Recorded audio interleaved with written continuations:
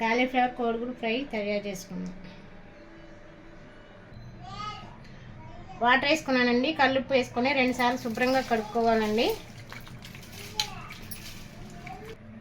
పొయ్యి వెలిగించి ముగ్గురు పెట్టాను. ఆయిల్ వేసాము. తాలింపు దినుసులు వేసుకున్నాము. 2 పచ్చిమిరపకాయలు చీలు చేసుకున్నాము.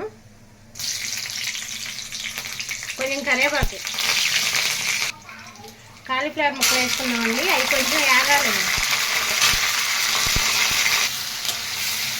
వేగాలండి. బ్రౌన్ కలర్ వచ్చే వరకు వేగాలి. వేగిపోయింది.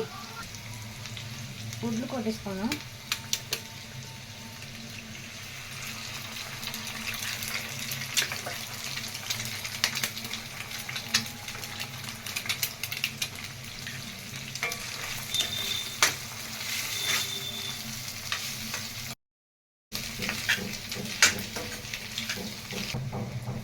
రుచికి సరిపడిన సాల్ట్, 1/2 స్పూన్ పసుపు, 1 స్పూన్ కారం. కారం కొత్త కారం అండి, బాగా ఘాటుగా ఉంటుంది.